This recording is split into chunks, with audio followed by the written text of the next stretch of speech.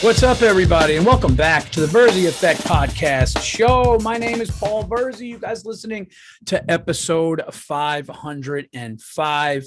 I am sorry I missed last week. Was supposed to have a guest on. Things fell through with the guest, and then I was running around traveling, and so here we are, 505. Apologies, but we have a lot of stuff to talk about. Okay, we have a lot of stuff to talk about on the show. I am alone. My family is away at the beach. I will see them in a few days. Until then, I'm kind of flying solo, running on my own, running around like a maniac, all kinds of cities. Austin, Texas, Nashville. I don't know, where was I before Austin? I was in Nashville. That's what it was. It was Nashville, Austin, Omaha. And I'm going to sneeze again. So anyway, that better not be the Delta variant right there. But I'm vaxxed up. I hope it's not. God forbid, knock on wood, that it's not. Apparently, former Governor Cuomo thinks that,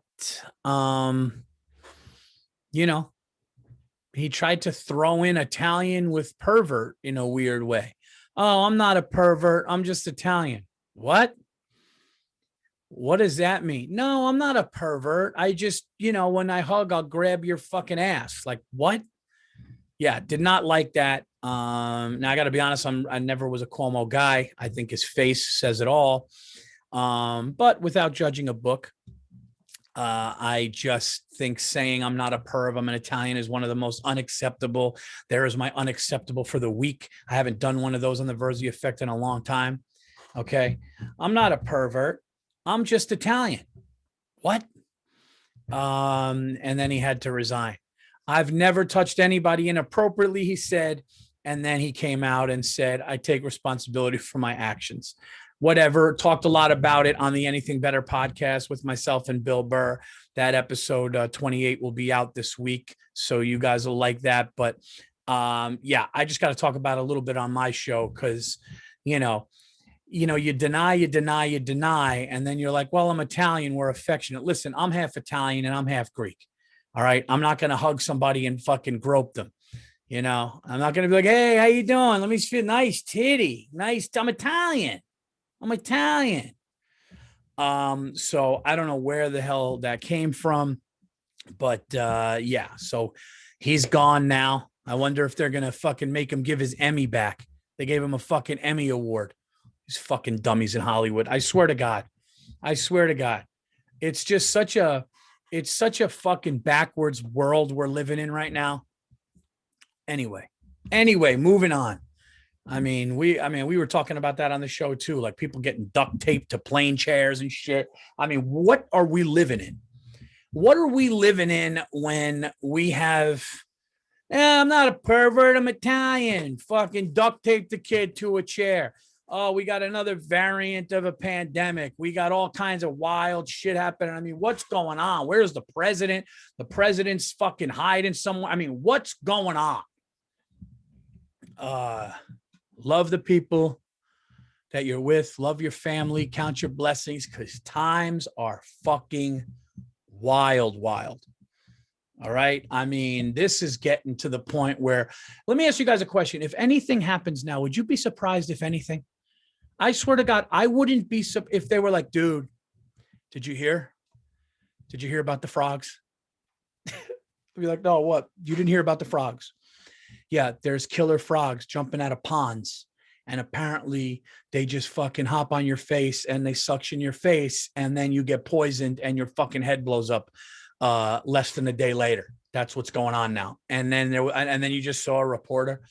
Apparently, Michael Smith was sitting with his girlfriend by a pond when a big bullfrog jumped on his head. He said he was suffering from headaches 17 hours ago, and this is Michael now, and it's just a fucking severed head because his head blew up. I would be like, dude, there's killer fucking frogs now. There's killer frogs. It is, this shit should have been over. And I'm not going to lie. How wrong did we all have it? I had it wrong. I had guests on 14 months ago going, this shit's going to last 3 months. And then now here we are. Now there's a Delta variant. Now there's this. Now there's that. Let me get into something real quick that I will talk about on the show. All right. I'm kind of in a mood, so I may say some things. You may like them. You may not like them. Really, I don't give a fuck. I also don't give a fuck about your comments on YouTube that are negative. So if you're going to send me something negative, as soon as I see it going negative, I fucking delete you. All right. So it doesn't fucking matter. Okay. I don't care about your critique and I don't care about what you think. I'm going to say what I want to say, especially on this fucking episode, because I'm a little worked up. Okay. I'm a little worked up. I first want to thank everybody who came out to my shows in Austin, Texas, in Tennessee at Zany's, and in Omaha, Nebraska. All amazing times, all amazing rooms. I did have to unfortunately kick a woman out in Omaha because I was on stage and apparently there was a woman in the crowd who did not believe COVID was real or didn't believe in COVID or whatever was going on. But I said that me and my family all had COVID during the beginning of the first lockdown, the OG COVID, the original in March of 2020. And she goes, shut the fuck up, as if COVID wasn't real and me and my family didn't have it. At first, I didn't know what she was saying. I was like, did she just say shut the fuck up when I said me and my whole family got sick?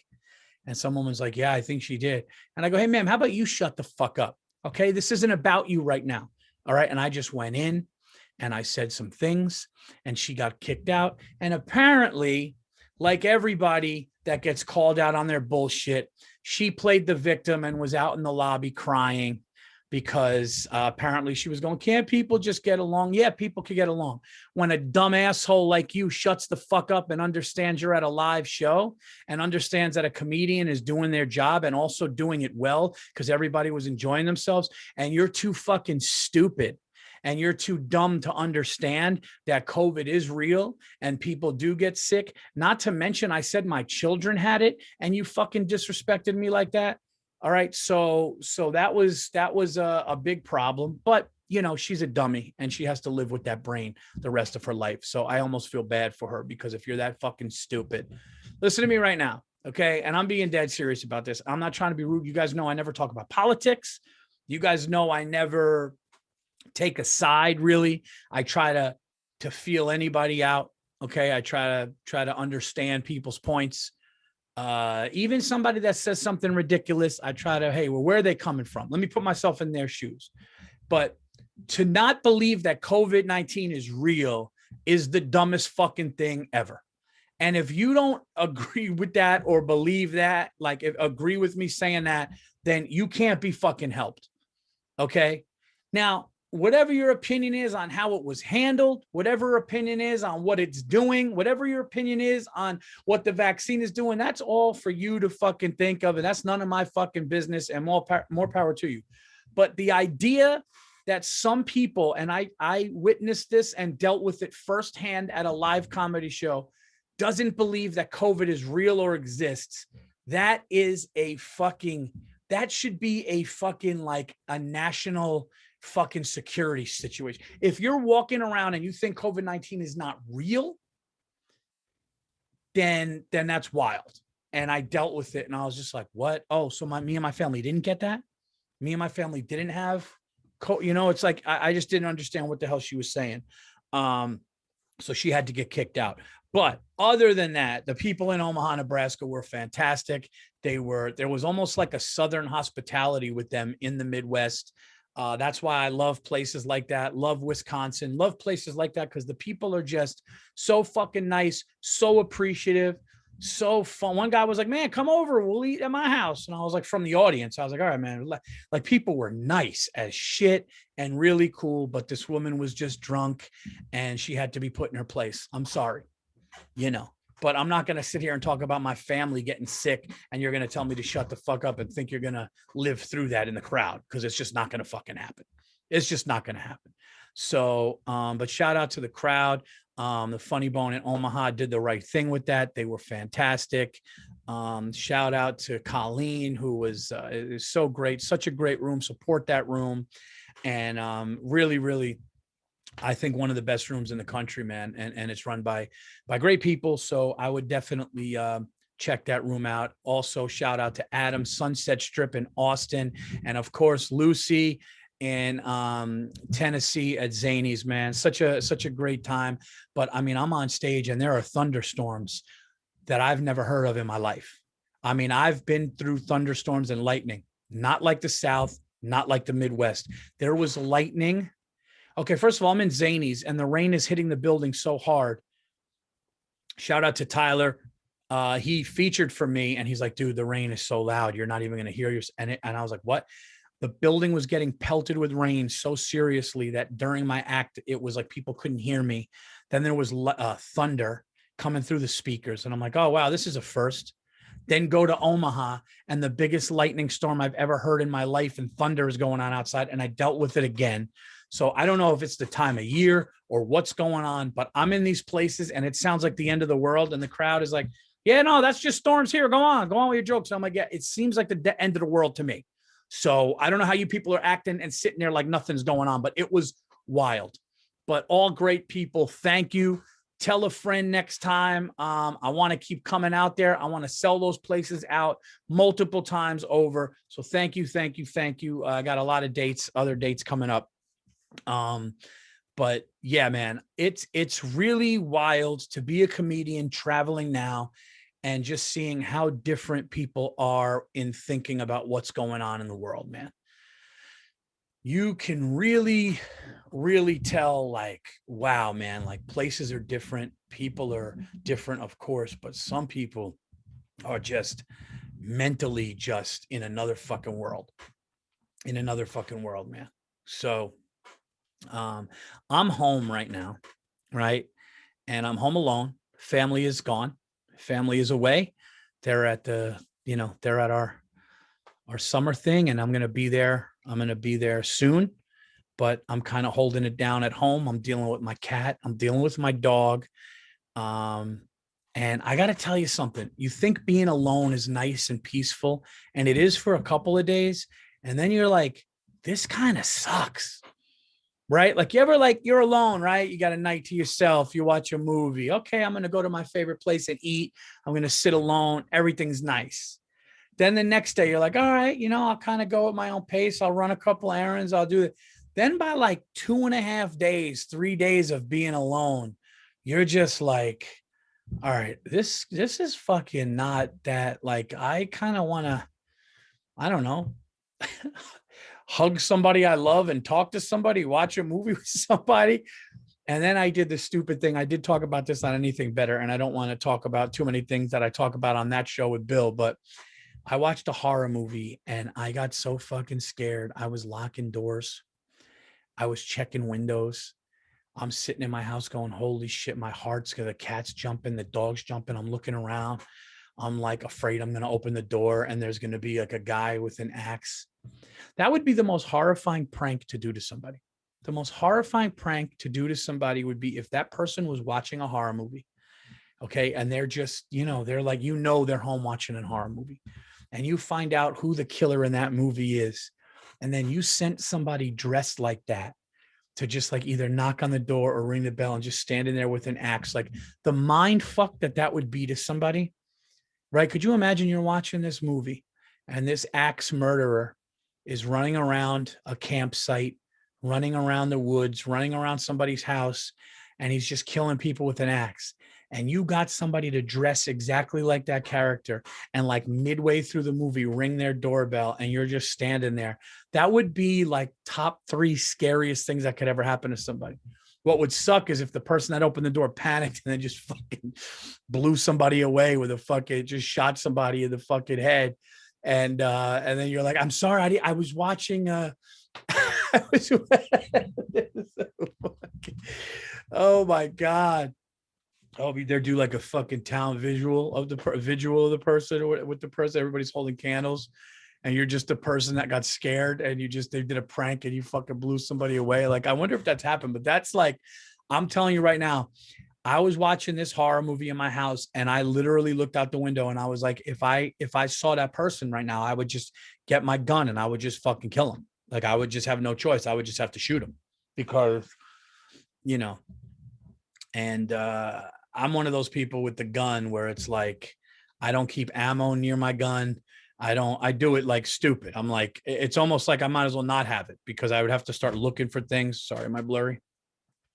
Um, but yeah, so I guess the point of the story is don't watch a scary horror movie when you're alone for days and your animals make noises and you're just kind of sitting there with nothing to do at all but be completely afraid and check every fucking possible entrance in your house. I wouldn't, So listen, I don't know what the Olympics aren't on. At least with the Olympics, I could lay in bed. Oh, who's going to win in swimming? All right, I'll watch a little volleyball. Let's see what's going on in track and field. No, that's gone now. Okay. The Yankees were playing the Royals, which I really wasn't fucking interested in. There's no basketball. Football didn't start yet. I'm laying in bed alone, and stupid Paul, instead of watching a normal movie, I decide to watch a killer fucking thriller or whatever it is in dark by myself in my house. Don't do it. Do not do it. Because it was just because I like the kills. I like the kills. I like seeing like, oh, what's the director? How are they going to do? Is this going to be, but just the whole, everything else was just super, super scary. What else is there to talk about? Well, the Olympics are over. There's a new governor coming to New York or in New York, or this guy, this guy left. And please, people, don't reach out to me and say, Paul, what do you think of Cuomo? I think his actions are what his face looks like. You should never judge that, but that's kind of, I don't know what else to say. I don't know what else to say. I hate to always say people that are accused, but I always say this, like when the accusers are in the double digits, it's kind of like, I mean, and I don't know, but like, are they all lying?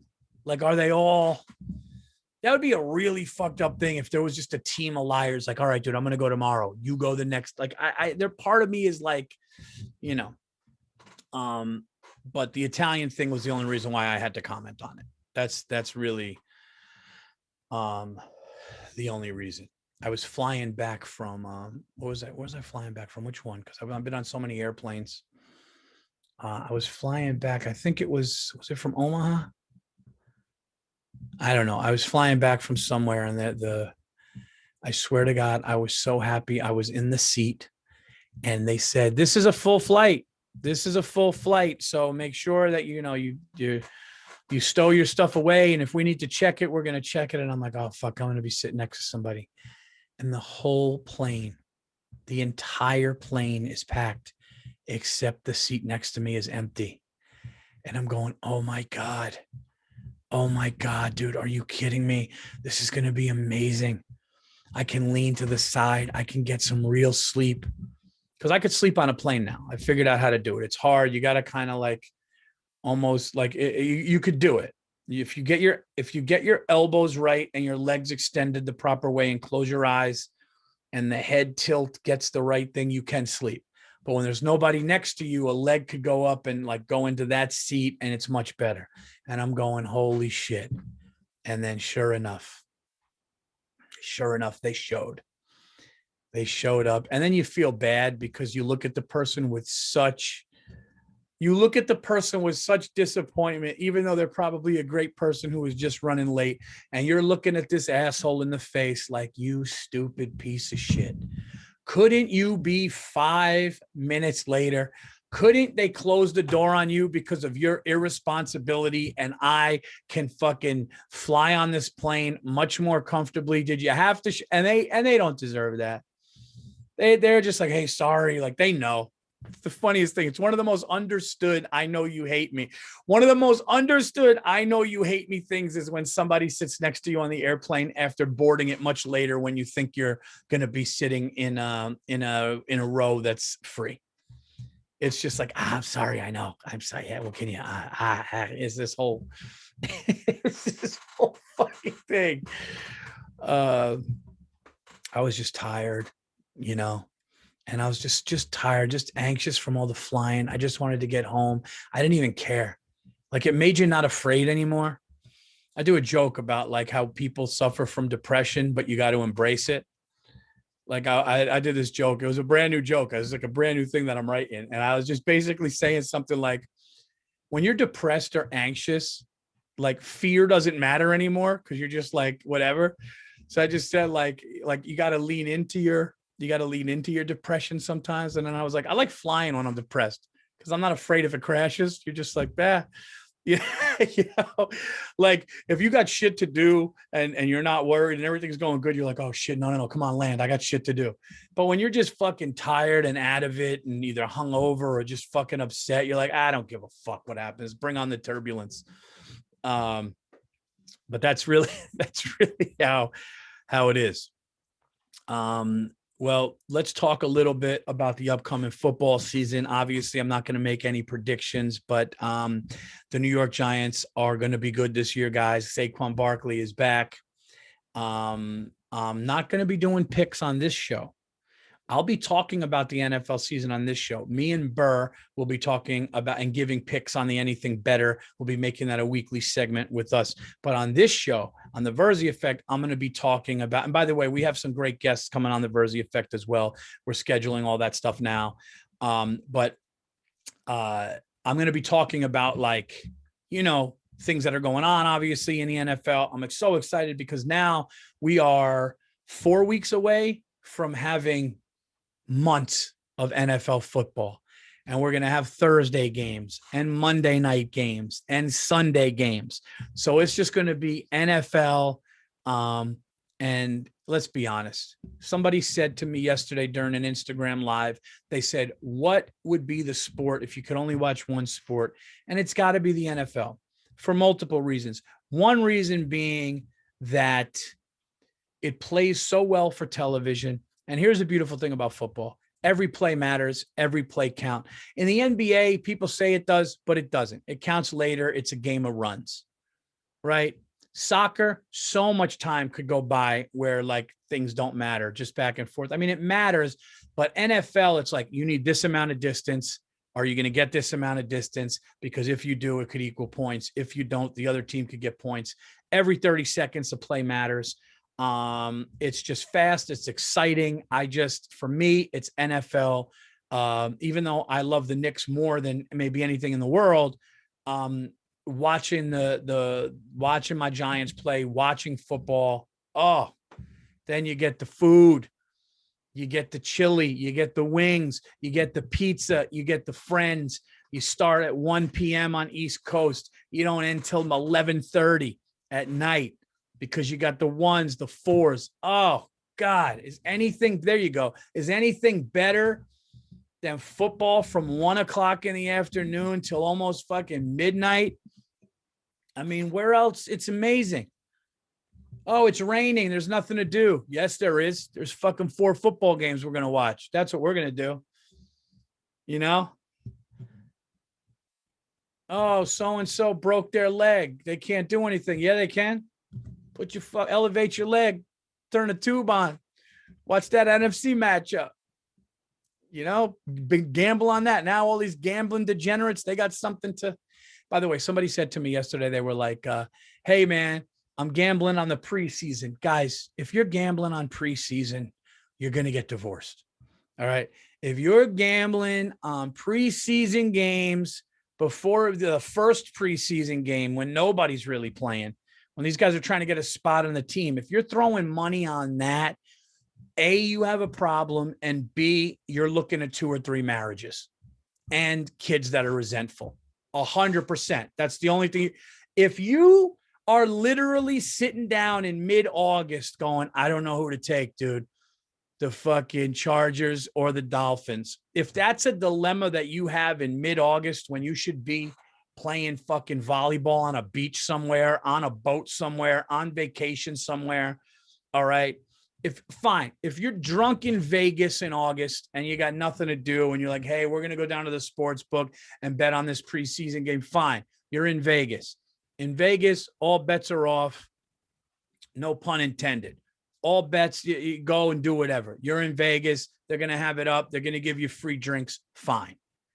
If you're in the suburbs somewhere with children and a family and a wife and the whole fucking deal, and you're looking at the TV stressed out August 8th because it's the first game of the fucking preseason and you putting hundreds of dollars down, it's going to be a bad future. It's going to be a bad future.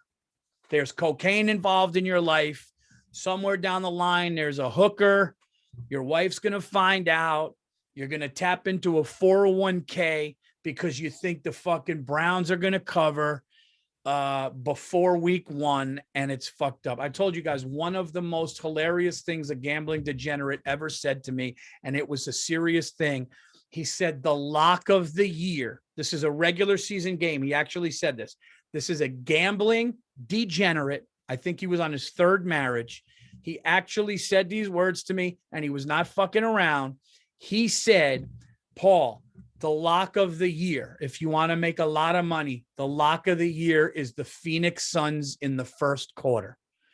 Guys, it was fucking mid-season, I think. I think it was mid-season, and this man with a straight face on his 3rd marriage said, the lock of the year is the Phoenix Suns in the first quarter.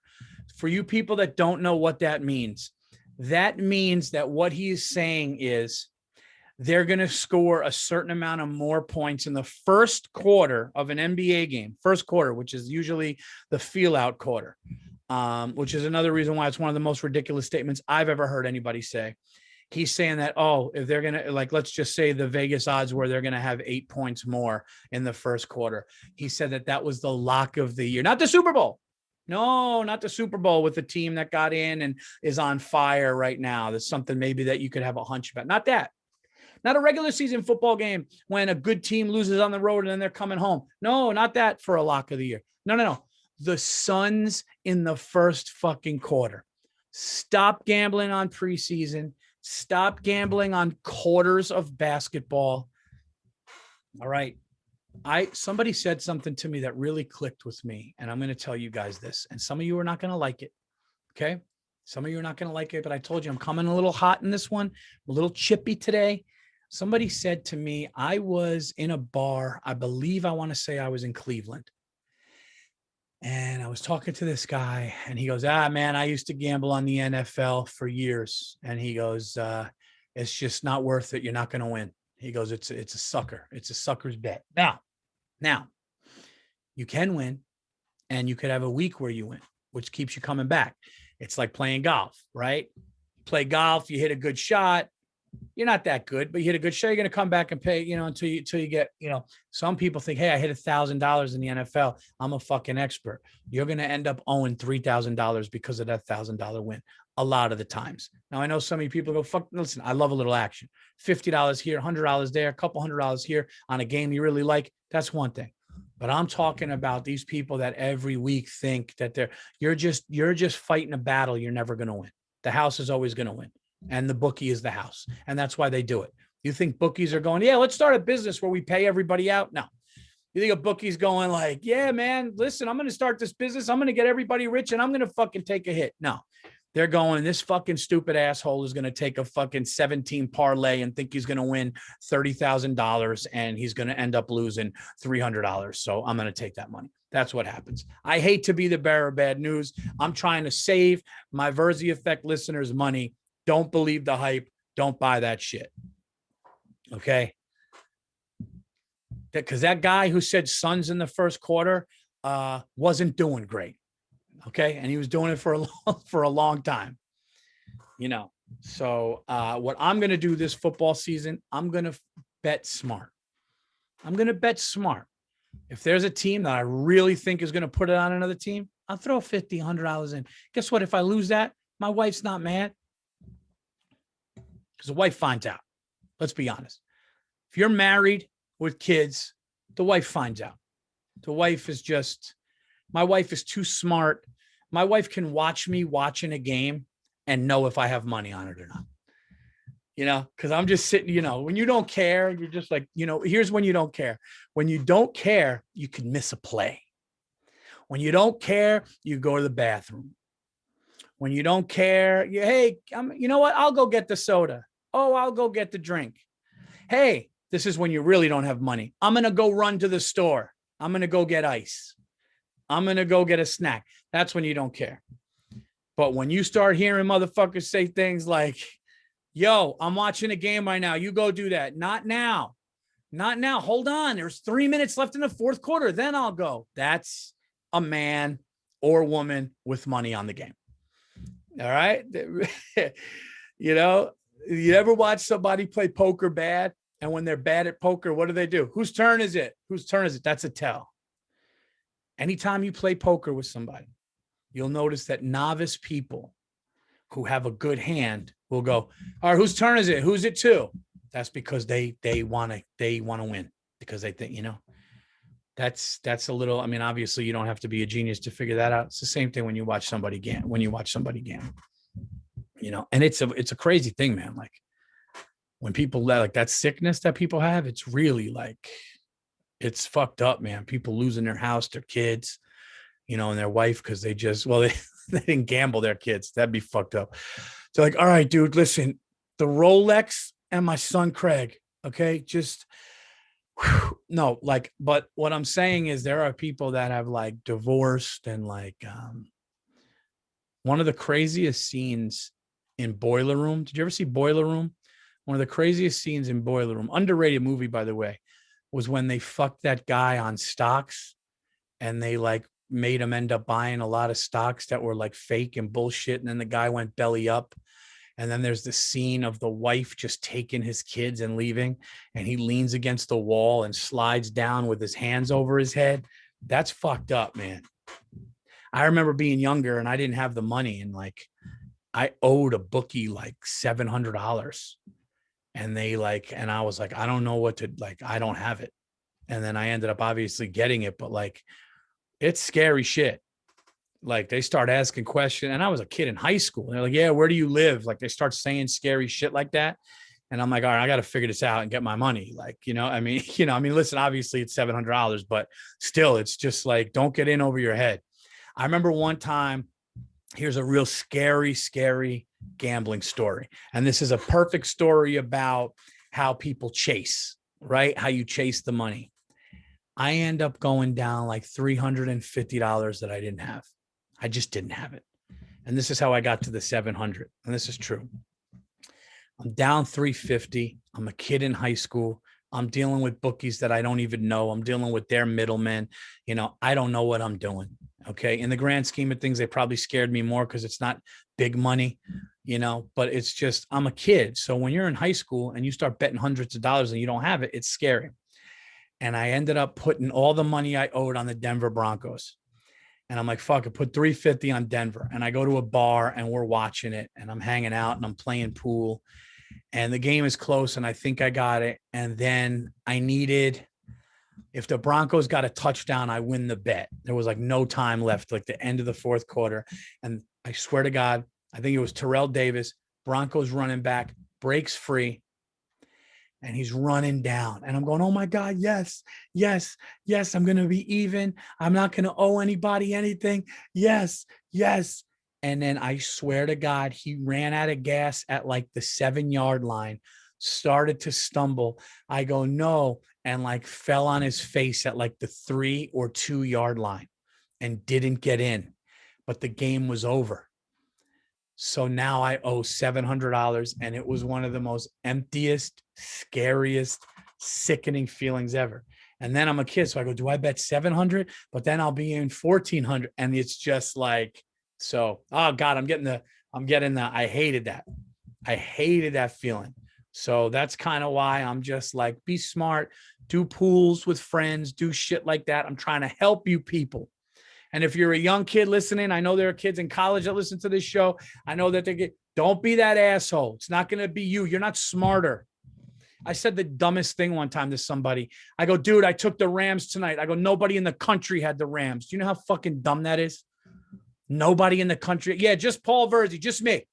That's how delusional. I'm the only one. I'm the only person that had the Rams tonight on Monday Night Football. Everybody else in the world, I thought, because you think you're going to outsmart everything. It's one of the most ridiculous things ever.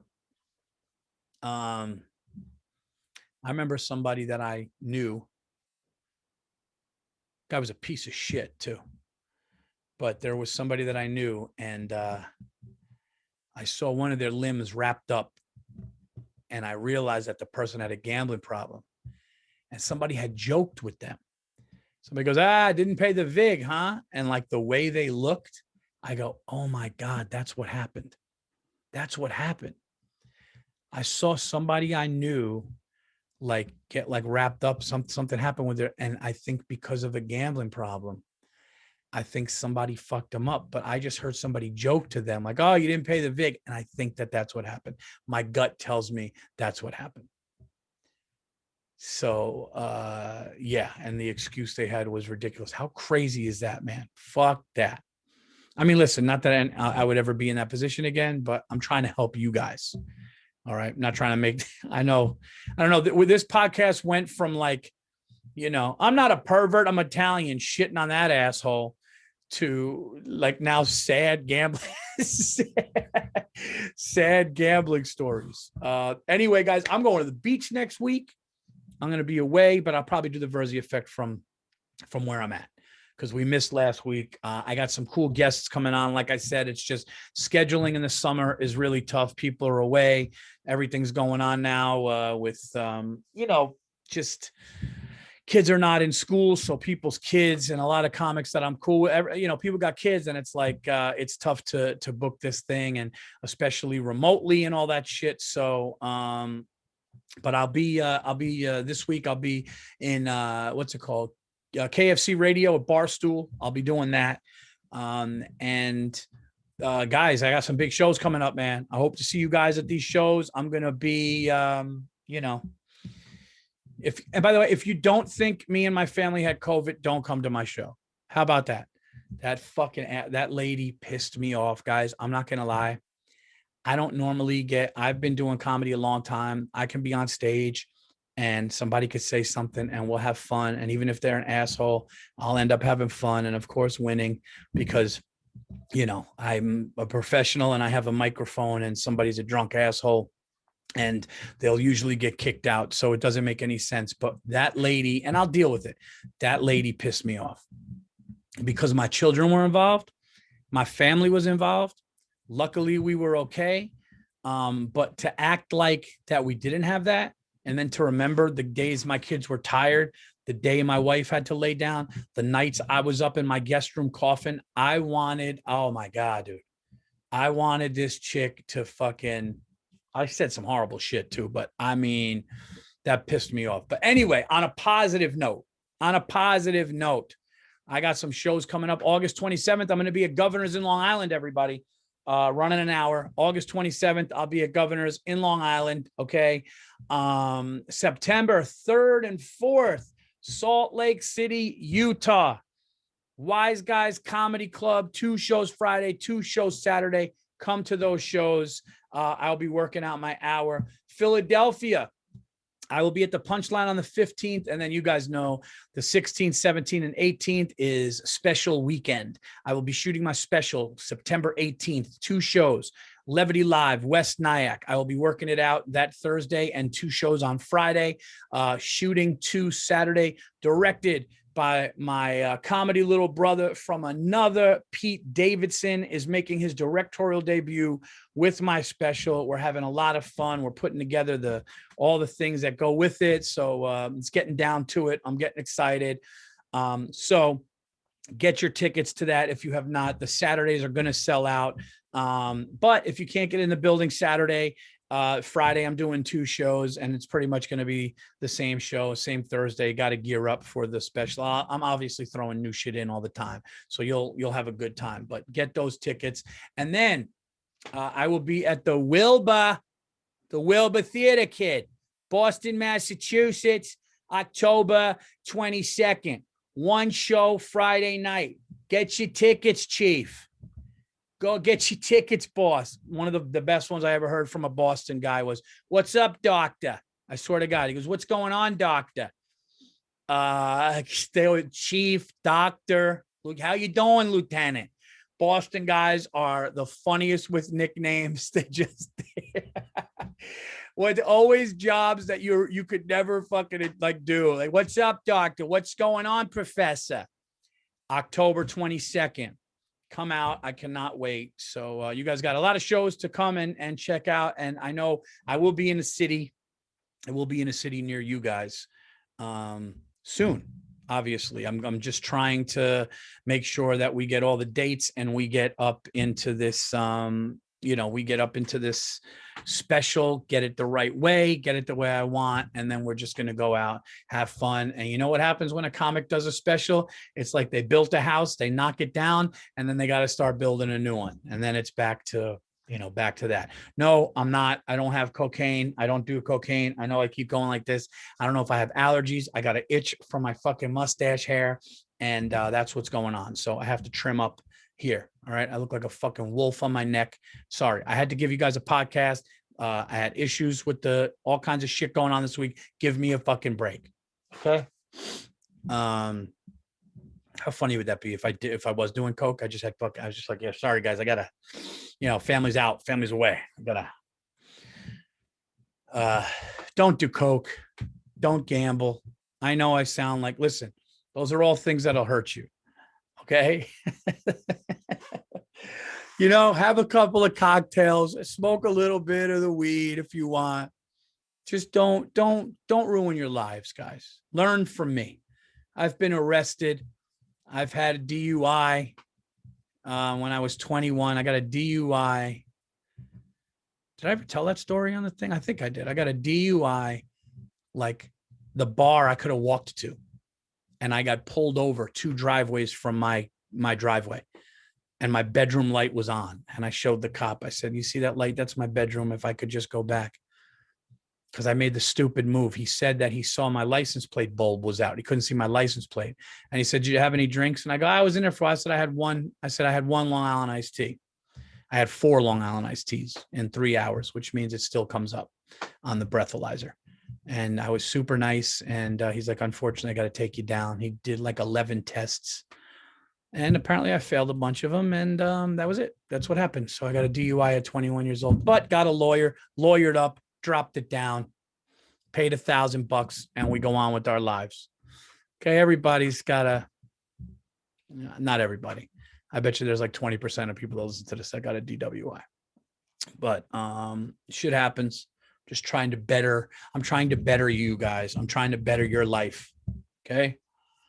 So all you gambling degenerates, if I save one of you, if one of your wives go, you've been really better this year, and I really appreciate it. It's me. I'll take credit for that. You say, you know what? I was listening to the Virzi Effect episode 505, and he said, I just really can't win. I'm going to take that in. And for you and the kids, I did that. There you go. That's what I'm doing here. Make you feel better. I went to the chiropractor yesterday, and the guy's going, what do you do for a living? And I go, I'm a comedian. And he goes, oh man, I love comedy, man. Comedy really helped me through a rough time. He just got my legs in weird positions. It was one of the weirdest interactions. I was laying in a fetal position. I'm laying in a fetal position. He goes, yeah, just put your arms over your thing. So he's like doing shit with my hip. My knee is like buried into his crotch. He's got his hand on my fucking hip and the side of my ass. And he's going, all right, breathe out. And he's like cracking my back doing, oh, I love comedy, man. Comedy. This guy had me like a pretzel. I was like, it was one of the weirdest ways to like get compliments. I'm doing like a figure 4 fucking stretch. And this guy's kneeing me in the back. Oh, comedy's been really. So anyway, I highly recommend a chiropractor. They could make you feel better. Anyway, guys, this is the Feel Better podcast. This is episode 505. Go to those shows for all other, information, or for all ticket links to my shows. Go to paulvirzi.com. I want to thank you guys for liking and subscribing to the Virzi Effect. Please continue to like and subscribe to the Virzi Effect. It makes the show move up. You can get it on Spotify. You can get it on iTunes. And like I said, next podcast is going to be, next one I'll be away, but then I got guests lined up, got some really special ones for you guys. But like I said, get this anywhere you get your podcasts. Please continue to like and subscribe the Paul Virzi YouTube channel. We are almost in a short time at 5,000 subscribers, which I cannot thank you guys enough. Please check out the Anything Better podcast with myself and Bill Burr. Last episode we did, 28, which comes out on Saturday, was hilarious. So I think you guys will love that show and just all the stuff, man. Thank you guys so much. Shout out to my producer, Andrew Themeles. And until next week, I am out of here, guys. I will talk to you soon.